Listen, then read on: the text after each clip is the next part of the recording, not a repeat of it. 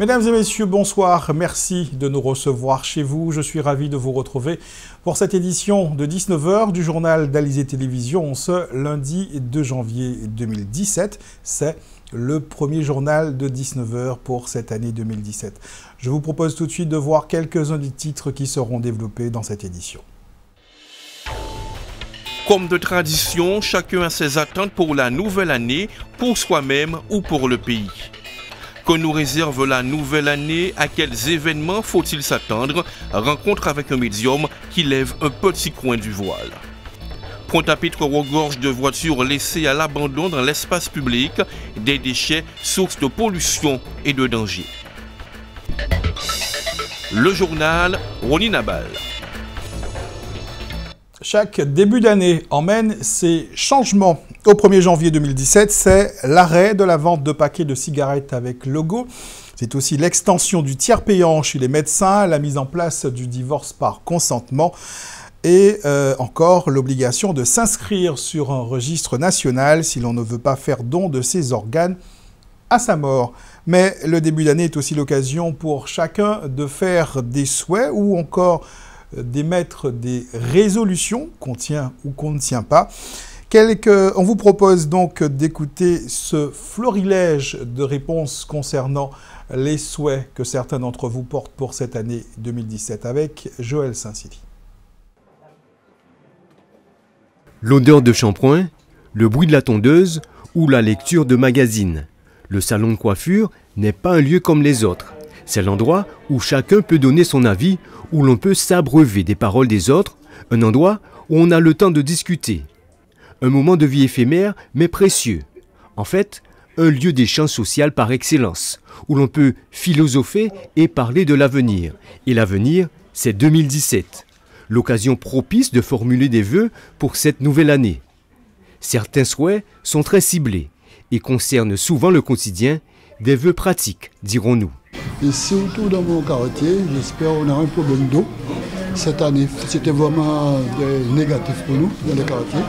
Parce que régulièrement, on a eu de l'eau dans les quartiers qui déborde. Et justement, ici, j'étais obligé d'enlever de l'eau. Et vraiment, c'était un petit peu désagréable pour moi. D'accord? Parce que je demande que les autorités un petit peu fassent des efforts pour qu'on puisse essayer de vivre un peu mieux, quoi. Et quand les clients viennent, pour qu'ils ne puissent pas entrer des marchés de l'eau pour venir dans le salon. Et moi aussi, que je puisse avoir un petit peu de plus de la facilité pour venir ici. Donc c'est ça que je demande. L'année qui débute sera une année électorale. Il y a déjà des pistes de travail pour le prochain gouvernement.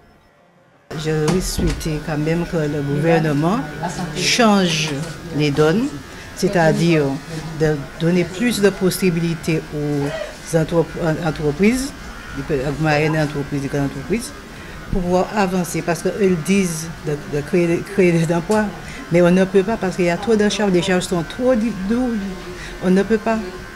On essaie, mais on ne peut pas. Et donc aussi, je souhaitais que le gouvernement prenne des responsabilités et faire des enquêtes au niveau des travails clandestins, parce qu'il y en a trop qui nous empêchent de travailler. En cette nouvelle année, le salon de coiffure est aussi un passage presque obligé, histoire de se refaire une beauté afin d'aborder 2017 sur une bonne note, ou plutôt sous son meilleur jour. C'est intéressant de venir se changer les idées chez un coiffeur pour venir s'apaiser, prendre soin de soi et puis oui, démarrer l'année en beauté, c'est primordial chez une femme. Et puis, il y a ceux qui croient à un monde meilleur, ceux qui instillent des vœux chargé d'optimisme. Que ça aille dans le bon sens, et que ça change en Guadeloupe, et que les gens deviennent un petit peu plus solidaires et que le pays avance un petit peu. C'est ensemble qu'elle nous arrive. Ce que je souhaite pour 2017, c'est l'union, l'amour, la cohésion et l'entente. Pour tous les Guadeloupéens, quoi, donc. Et bon, c'est-à-dire que je reste optimiste. Des vœux qui frôlent parfois l'utopisme, mais sans rêve, la vie manquerait de saveur. En le monde qui dit que c'est utopique, mais moi, en m'y rêver et c'est sans des souhaiter, c'est sans des vrais, des vœux, ouais, parce que nous retrouvons en Guadeloupe comme avant, quoi, tu vois, donc. Enfin, il y a ceux qui ont pris toutes leurs précautions et qui ont mis toutes les chances de leur côté pour que l'année soit excellente. Je me marie demain, alors je viens pour me faire une beauté, voilà quoi. Donc l'année 2017 sera extraordinaire alors. Extraordinaire, et puis comme dit mon coiffeur, j'aime bien rêver aussi. Alors j'ai la foi et je crois en Dieu et voilà quoi. Après ça, il n'y a qu'une chose à dire, bonne année à tous. Après les souhaits et les résolutions, place aux prédictions. Que nous réserve cette année 2017 sur le plan politique, économique et social? 2017 sera-t-elle une année de changement ou de transition? Sera-t-elle marquée par des événements dramatiques ou connaîtrons-nous une année paisible et profitable à tous?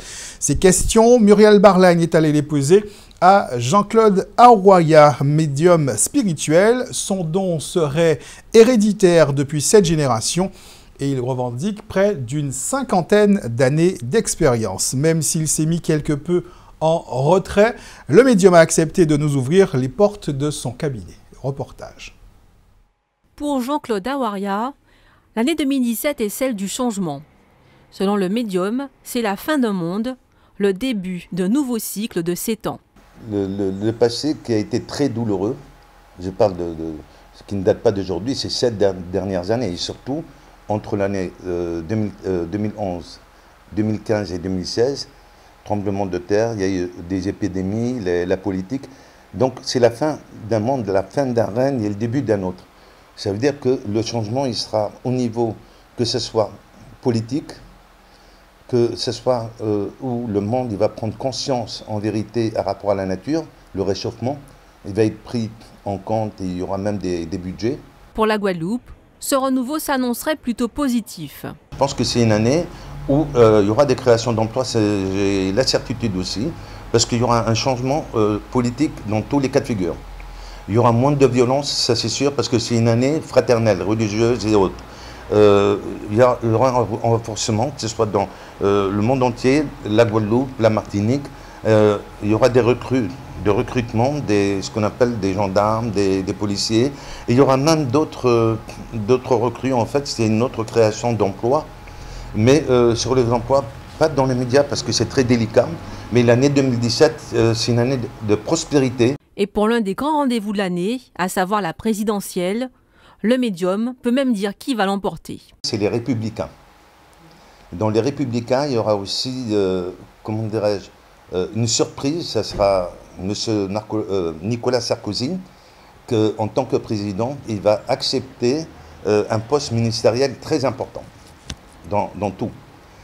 Au deuxième tour, en fait, c'est ce qui était à craindre, c'est Marine Le Pen. Elle va être en ballottage, malheureusement.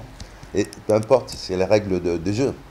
C'est pas pour ça qu'elle va gagner, mais elle va gagner beaucoup sur la popularité de ce qu'elle a perdu avec son père.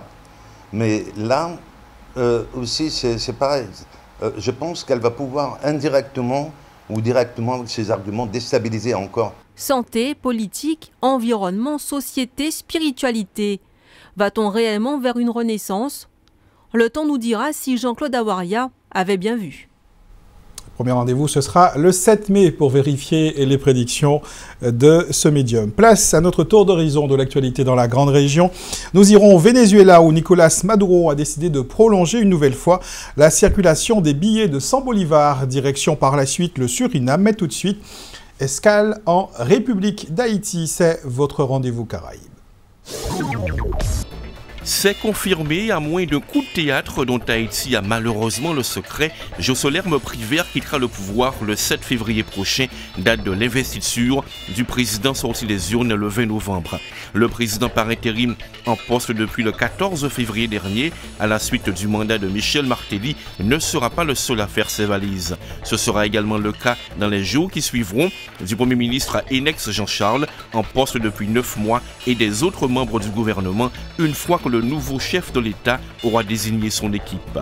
Prévu le 29 décembre dernier, la proclamation des résultats de l'élection présidentielle du 20 novembre aura finalement lieu ce mardi 3 janvier, des résultats qui devraient confirmer la victoire attribuée à Jovenel Moïse. Le président du Venezuela vient d'accorder un nouveau répit à ses compatriotes après avoir décidé de retirer le billet de 100 bolivars, autrement dit les coupures les plus utilisées. Prévu pour la mi-décembre puis pour le 2 janvier, Nicolás Maduro a annoncé une nouvelle prolongation. Le billet de 100 bolivars devrait normalement disparaître après le 20 janvier en raison de sa valeur insignifiante devant une inflation galopante. L'annonce présidentielle survient au moment où les premiers nouveaux billets de 5 000 et 20 000 bolivars doivent être mis en circulation.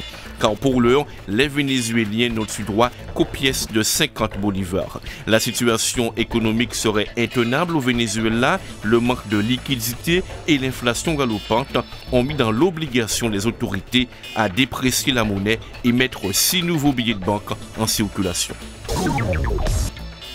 Pour tenter de faire face à la récession économique qui le touche depuis plusieurs mois maintenant, pays frontalier de la Guyane, le Suriname a décidé de faire appel à des fonds étrangers. Après avoir sollicité la Banque mondiale, la Banque de développement des Caraïbes et le Fonds monétaire international, il vient de signer un accord avec la Banque islamique de développement.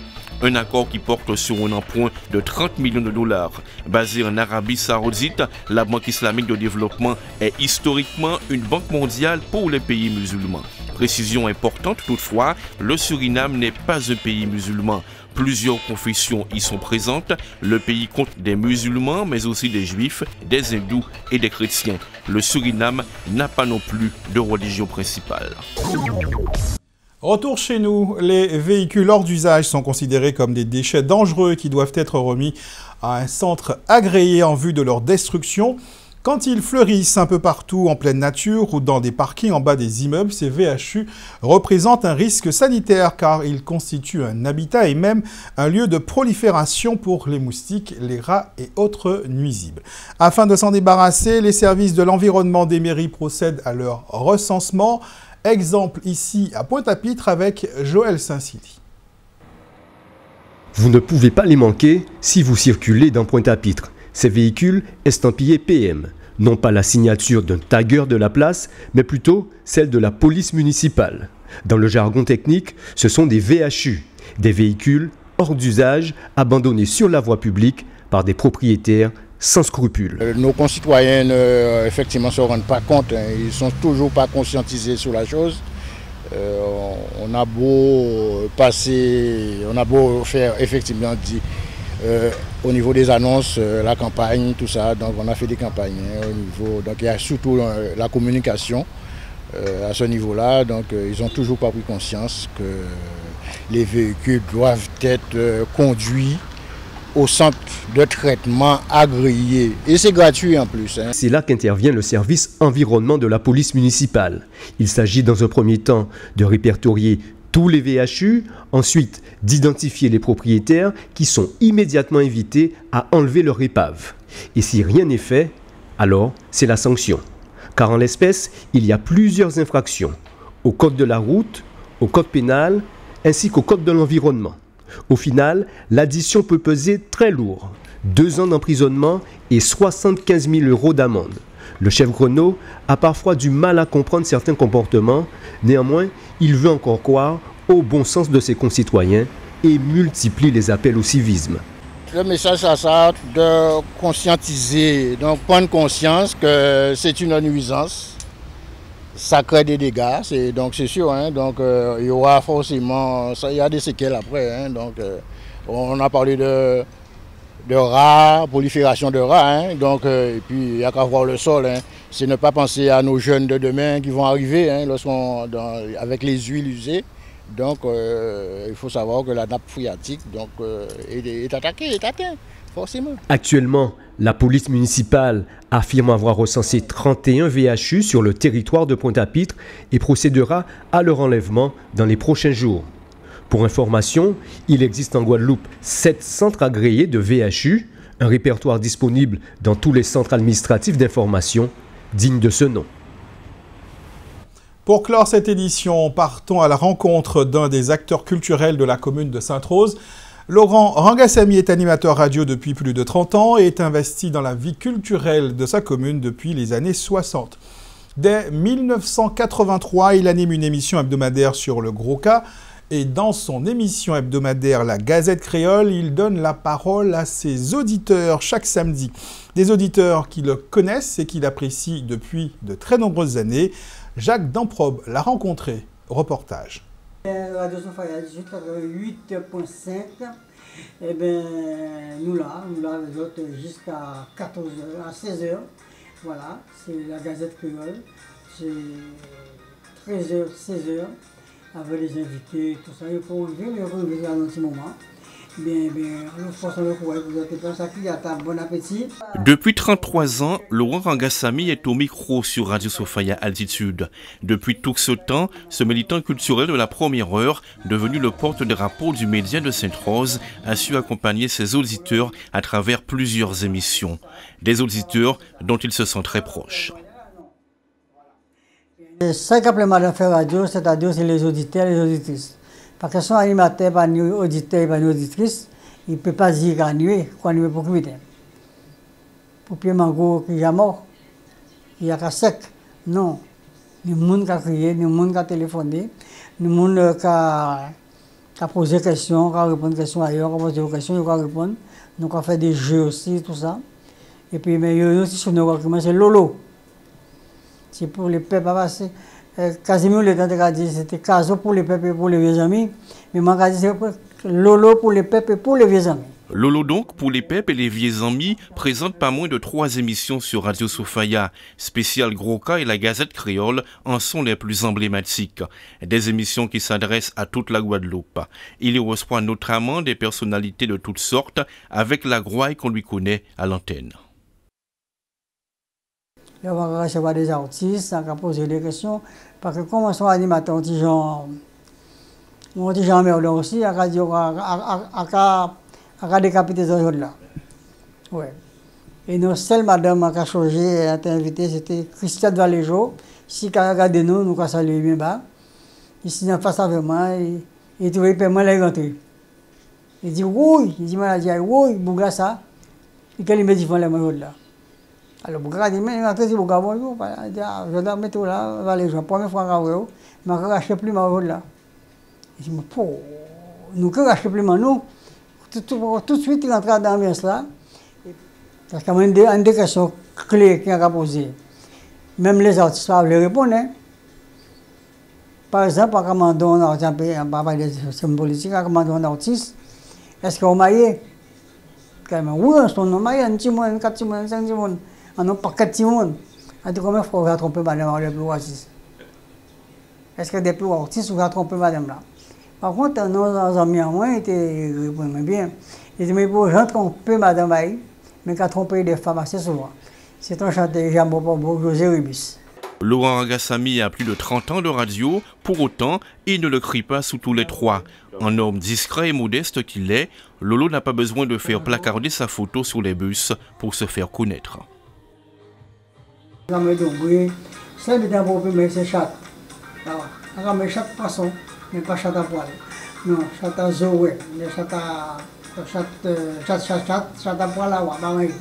Bien, alors nous avons quitté toujours un petit son. Un point sur la situation météo pour ce soir et demain. Il fera relativement beau en début de soirée, mais les averses vont se généraliser dans la nuit et concerner l'ensemble des communes de l'archipel. Demain matin, retour du beau temps.